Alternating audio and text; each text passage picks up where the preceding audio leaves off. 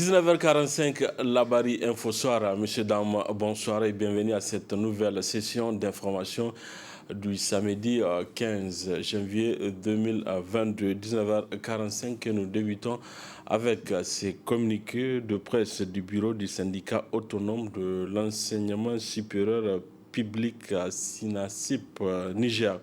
Réuni en séance extraordinaire le samedi 15 janvier 2022, le bureau du syndicat autonome de l'enseignement supérieur public SINASIP rend public le communiqué dont la teneur suit.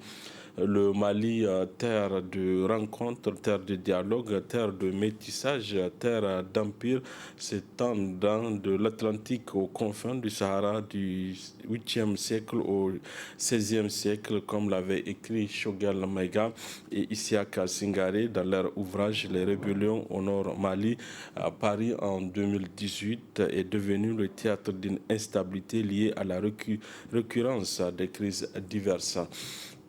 Terre convoitée, le Mali subit les menaces de la France qui continue de recourir à deux pratiques, diviser et opposer, signer des traités et les violer allègrement. Pour assoupir ses intérêts sordides, la France instrumentalise la CEDEAO qui doit être une CEDEAO des peuples et non un club de chefs d'État et de gouvernement généralement mal élus dans notre espace sous-régional. Les décisions iniques, illégales et contre-productives prises le 9 janvier 2022 à Accra au Ghana par la CEDEAO contre le peuple frère du Mali ne visent qu'à pérenniser l'impérialisme français et le terrorisme au Sahel. À cet égard, nul ne peut rester indifférent au drame que vit le peuple malien qui est mieux placé que quiconque pour déterminer la durée de la transition devant aboutir à l'organisation d'élections libres, démocratiques et inclusives dans un contexte sécuritaire restauré. Au regard de tout ce qui précède, le SINASIP dénonce l'acharnement et la haine viscérale des autorités françaises contre le peuple malien, contre le frère du Mali qui n'aspire qu'à la paix, la liberté et au développement. Le SINASIP dénonce et condamne fermement l'attitude de la CEDEAO et de l'UMOA influencée négativement par la France et exige la levée immédiate et sans condition des sanctions inhumaines prises à l'encontre du peuple malien. Le SINASIP salue et félicite le peuple malien et ses dirigeants pour le noble combat qu'ils mènent pour la libération de leur pays, du Sahel et de l'Afrique francophone. Le SINASIP lance un vibrant appel à toutes les forces démocratiques panafricaines et celles de la diaspora à se mobiliser pour accompagner la transition malienne dans cette lutte de libération. Fait à Niamey le 15 janvier 2022 pour le SINASIP, le secrétaire général Dr Hassan Amadou. Voilà, cérémonie d'intronisation ce jour 15 janvier 2022 du 9e chef de canton du département de Oualam, un événement organisé en grande pompe et qui a arrêté la participation de la deuxième personnalité du pays et de plusieurs membres du gouvernement, Cheikh Bougisso Boubacar Ibrahim. C'est autour des valeurs incarnées par la chefferie traditionnelle du Zarmaganda que débutait l'impressionnante cérémonie d'intronisation du tout nouveau chef de canton du département de Oualam, à la personne de l'honorable El Hajj Amil Saleh Baouna Sorka, qui se présente ainsi comme le 9e chef de canton du département. Un événement d'une grandeur nature honoré par le président de l'Assemblée nationale, des membres du gouvernement et d'une importante délégation de chefs traditionnels venus de plusieurs localités du Niger. Après donc la lecture du chronogramme des activités et les mots de bienvenue du comité d'organisation, c'était au tour du président du dit comité de retracer l'histoire de la succession dans le canton de Oualam. L'histoire de la succession dans le canton de Oualam est simple. C'est un arbre à deux branches jumelles, j'allais dire. Retenez bien le mot, il aura son sens plus loin. On va même faire un peu de pédagogie. Aux dernières élections cantonales du 9 novembre 2019, 6 candidats sont sortis des bois. 2 candidats pour l'une des branches de l'arbre et 4 candidats pour l'autre branche. Les 2 candidats de la première branche ont totalisé 37 voix. Les 4 de la seconde branche ont cumulé 38 voix. Mesdames, Messieurs, qui va nous dire que ces deux branches ne sont pas des branches jumelles? Est-ce que l'une peut vivre sans l'autre? Je crois que non. Je crois aussi que c'est presque une affaire de Hassan et de Hussein. Prenons la parole au nom de tous les chefs traditionnels du Niger. C'est un message de paix, de compréhension mutuelle et de respect du choix de Dieu que l'honorable chef de canton de Hamdallah a livré à l'endroit de la population de Walam. Pour le gouverneur de la région de Tillabéri, il a quant à lui appesanti son allocution sur l'historique de la chefferie de Walam, tout en ne manquant pas d'adresser ses félicitations à l'honorable Al-Hajj Amir Saleh Bono Sorka. L'historique du canton de Walam remonte aux années 1837, avec comme premier chef l'honorable Gati Warki. Après cet éminent chef, les chefs suivants se sont succédés au trône du canton de Walam. Il s'agit de l'honorable Barou Gati, l'honorable Kolondia Barou, l'honorable Alfou Kolondia, l'honorable Sorka Kolondia, l'honorable Baouna Sorka, l'honorable Abdou Ousmane, l'honorable Jibo Abdou. Tous ces chefs furent des chefs responsables, ayant eu une influence considérable, une grande popularité, respectée et aimée par les administrés. Très actifs, ils avaient œuvré pour le bonheur de la population. Après le décès de l'honorable Jibo Abdou, c'est M. Saleh Baouna qui lui succède. Homme d'expérience et sous-officier de la gendarmerie à la retraite. Honorable Saleh Baouna Sorka, en ce jour solennel du 15 janvier 2022, vous voilà donc investi avec les confiances de toute la population du canton et celle des autorités administratives. Je suis particulièrement heureux de vous exprimer mes très vives félicitations et mes souhaits de bonne chance dans l'accomplissement de votre lourde et exaltante mission. L'instant d'après a par la suite consisté à enturbaner le chef élu, qui ensuite a libéré son message en ces termes. Je remercie la population de Walam. Je remercie tous les chefs de village de Walam. Il y en a jusqu'à 88 villages administratifs. Je les remercie beaucoup. Et ils ont beaucoup contribué à mon élection. En tout cas, je les suis très reconnaissant. Merci beaucoup. Ils ont travaillé. On a travaillé ensemble, nous nous sommes compris. Et Inch'Allah, on va faire quelque chose. Le temps que Dieu va nous donner, on va faire quelque chose pour les Almaganda. Ces gens-là, ce sont mes frères. Il y a un qui est mon fils, c'est mon neveu. Les autres, ce sont mes petits frères, je suis le plus âgé. Donc, la chefferie traditionnelle au Niger, c'est comme ça. Si le poste est vacant, les gens s'éparpillent pour chercher. Mais ce qui est bon, aussitôt Dieu a fait son choix, les gens doivent venir travailler. C'est seulement travailler.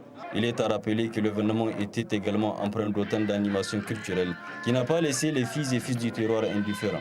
Située à une centaine de kilomètres de Niamey, la chefferie du canton de Walam se présente aussi comme l'une des plus anciennes et plus importantes chefferies que comprend le Niger. Hier, vendredi, dans l'après-midi, au ministère des Mines a eu lieu une double cérémonie. D'abord pour la présentation des vœux du nouvel an à la ministre et ensuite la décoration de plusieurs agents du dit ministère. Les précisions avec Amza Sakou et Nasser Seydou. Au titre de l'année 2021, ils sont au total 19 agents du ministère des Mines qui se sont fait distinguer par leur travail et promis aux différents ordres. Objet de cette double rencontre, marquant la cérémonie de leur décoration et la présentation des vœux de nouvel an à la ministre en charge des mines par ces agents. Par ma voix, l'ensemble du personnel du ministère des Mines vous souhaite une bonne et heureuse année 2022, qu'elle soit pour vous et pour votre auguste famille une année de santé, de prospérité et de réussite. Les efforts que vous avez fournis d'avril 2021 à date à la tête du ministère des Mines ont été appréciés à leur juste valeur aussi bien par les agents du ministère des Mines que par les plus hautes autorités du pays, comme le témoigne votre récente décoration à l'occasion de la fête tournante du 18 décembre 2021 à Difa Ingala. Émus de cette marque de distinction, les récipiendaires expriment leurs sentiments. On profite de cette occasion pour demander à tout le monde de prendre son travail à deux mains, de travailler comme il se doit, avec tous les respects des règles de l'éthique. Je suis vraiment fier de cette décoration et j'encourage tout le monde à faire autant. Je remercie Madame la ministre pour la confiance qu'elle a placée en moi. Et c'est une fierté, et non seulement pour moi, mais aussi pour mes agents et pour tout le ministère. C'est des sentiments vraiment de joie, de fierté. Ça fait toujours plaisir d'avoir une distinction, surtout devant un public aussi important comme ça, des collègues de service. Donc ça fait vraiment plaisir. Je ne peux que remercier Madame la ministre pour les efforts que nous avons fournis. Madame Hussein Hadizatou, ministre des Mines, a aussi à son tour présenté ses meilleurs vœux à ses collègues avant de les solliciter à œuvrer pour l'excellence. Je vous remercie sincèrement pour les vœux que vous venez de m'adresser au nom de toute la famille du secteur des mines. Recevez en retour mes vœux les meilleurs de réussite collective et individuelle, de santé et de développement professionnel.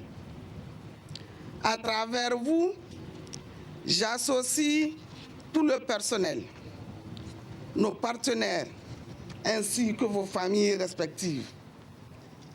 Que l'année 2022 soit pour nous tous et pour notre pays celle de la consécration de la paix et de la sécurité, gage d'une quiétude permettant de travailler à l'émergence tant espérée pour notre pays, le Niger. À tous les collègues qui ont reçu les reconnaissances de la nation, je les félicite. Je les invite à maintenir cette appréciation en continuant à œuvrer dans le sens de l'excellence. J'invite enfin les autres collègues à leur emboîter le pas afin que, ensemble, nous puissions constituer la fierté du secteur minier. Pour cette année, ce ministère des Mines aura le plaisir de tenir la 3e édition du Forum des Mines et du Pétrole de la CEDEAO ECOMOF du 16 au 18 février 2022 à Niamey. Ouverture ce matin à la maison du citoyen d'un atelier d'échange sur la contribution des jeunes dans le renforcement de la cohésion sociale et la consolidation de la paix au Niger, financé par l'USAID à travers l'ONG Shiga. Cette journée d'échange est initiée par l'ONG Organisation pour le développement durable et la citoyenneté ONODDC. Le résumé de cette journée d'échange avec Nafisat Yahya et Alidou Brema. Contribution des jeunes dans le renforcement de la cohésion sociale et la consolidation de la paix au Niger, c'est le thème retenu pour animer cette journée d'échange initiée par l'ONG Organisation pour le développement durable et la citoyenneté ODDC. Un choix du thème qui n'est pas fortuit dans un contexte d'insécurité que traverse le Niger. L'objectif global de cette assise est de contribuer au renforcement de la cohésion sociale et la consolidation de la paix au Niger à travers cette journée d'échange. En initiant le présent projet, l'ODDC entend sortir de ce cycle infernal de violence et d'affrontements avec des morts d'hommes fragilisant le tissu social.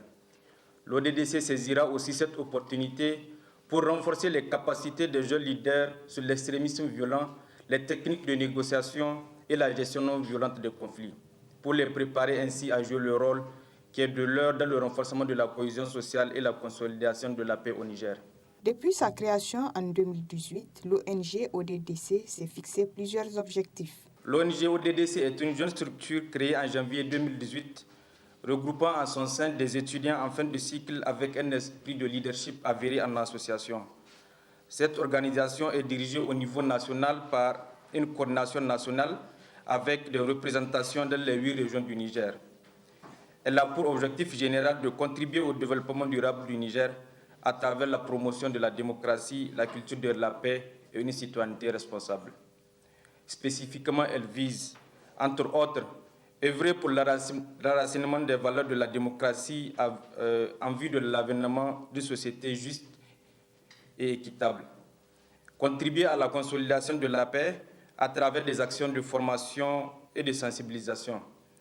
Favoriser la participation active des jeunes et des femmes dans les processus de prise de décision au niveau national et local. Ainsi, il est attendu de cette rencontre d'échange financée par l'USAID à travers l'ONG Shiga, le renforcement de capacités de ces jeunes pour faire d'eux des ambassadeurs de la paix et de la cohésion sociale au Niger.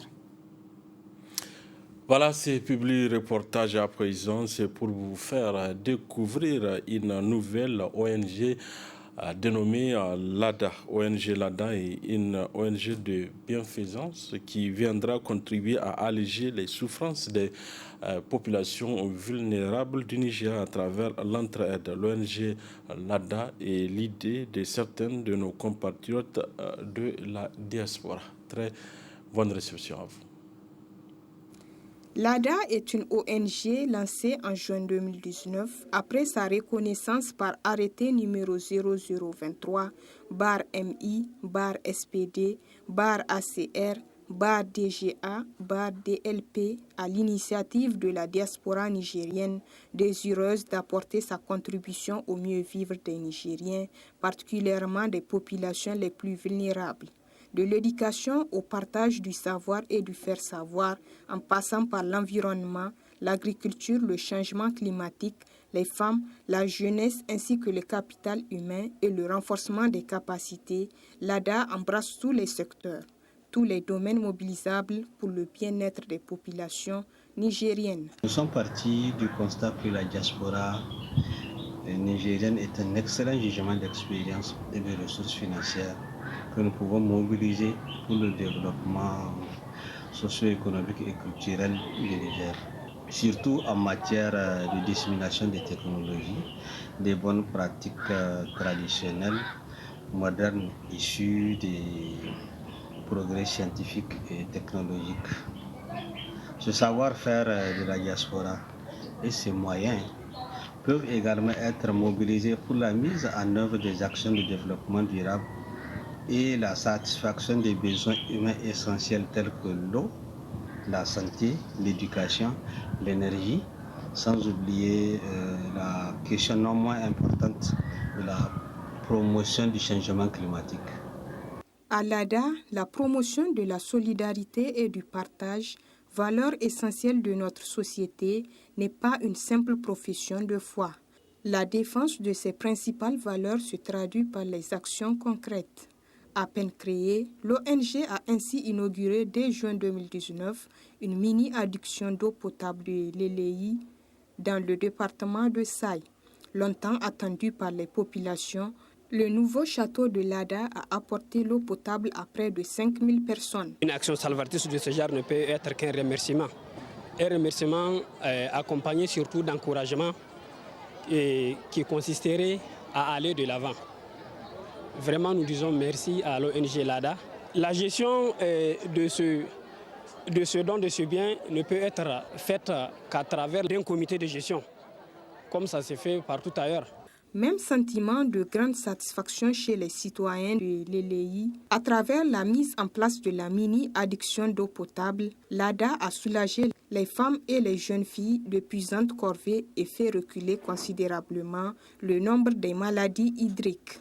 Plus précisément, dans le contexte de la pandémie du Covid-19, l'ADA était aux côtés des Nigériennes et Nigériens les plus vulnérables. Gel hydroalcoolique, savon, masques de protection, l'ONG a offert aux services sanitaires de la commune Niamey 2 un lot de matériel de prévention contre cette pandémie qui n'a pour l'instant ni vaccin ni traitement. Les agents de santé de la commune 2 vont porter les masques, ils vont porter les gants ils vont se laver les mains et ils vont sensibiliser aussi la population dans le cadre de la distanciation, parce que quand les personnes viennent se faire consulter, on ne doit pas rester collés les uns aux autres. Et avec le respect de toutes ces mesures, on pense vraiment interrompre la chaîne de transmission. L'usage de tout ce matériel impacte beaucoup à la limitation, ou plutôt donc amène à casser cette chaîne de contamination de la maladie. Donc ça nous protège à nous seuls. C'est penser à apporter ces matériels que nous allons mettre à la disposition de nos concitoyens. D'autres actions en faveur du bien-être des Nigériens, particulièrement des plus défavorisés d'entre eux, sont à l'agenda de l'ADA qui compte d'abord sur le sérieux et l'engagement total de ses membres nigériennes et nigériens, pour apporter ainsi une contribution décisive au développement socio-économique du Niger. L'ADA vise d'abord à mobiliser les ressources internes. Si je dis ressources internes, les mobilisations des cotisations des membres, mais également tout ce qui est aspect de solidarité mobilisable au niveau national et auprès de la population, auprès des partenaires. Parce que pour nous, il s'agit d'abord de compter sur nous et surtout de nous démarquer de la démarche traditionnelle qui consiste à attendre tout de l'extérieur. Dans cet esprit, l'ADA compte initier des actions, n'est-ce pas, de mobilisation, comme je le disais tantôt, pour que cette solidarité traditionnelle qu'on retrouve dans nos coutumes, dans nos traditions, dans notre religion, puisse contribuer à soutenir les enfants défavorisés. C'est aussi pour nous une manière de donner l'égalité de chance à tous les enfants nigériens. Et c'est dans cet esprit que l'ADA a choisi, dans sa stratégie, de soutenir les enfants défavorisés, n'est-ce pas, les enfants vulnérables, afin que cette couche marginalisée, abandonnée à elle-même, puisse aussi avoir les mêmes chances pour accéder à une éducation de qualité, à une meilleure santé, à s'épanouir, à vivre dans des conditions sociales et économiques décentes. L'ONG entend également, en plus de miser sur la solidarité entre les Nigériens, saisir les opportunités de financement offertes par la coopération internationale pour mettre en route de nouvelles initiatives, monter des partenaires innovants au service d'un développement communautaire durable et résilient au Niger. Répondre à la satisfaction des besoins élémentaires des populations les plus vulnérables, les jeunes, les femmes, les enfants, les personnes en situation de handicap est une noble ambition, mais aussi un défi auquel l'ADA invite toutes les Nigériennes et tous les Nigériens à prendre une part active. Ensemble, faisons avancer avec l'ONG LADA la cause des couches sociales les plus vulnérables de notre pays. ONG LADA, un partenaire au service des populations vulnérables.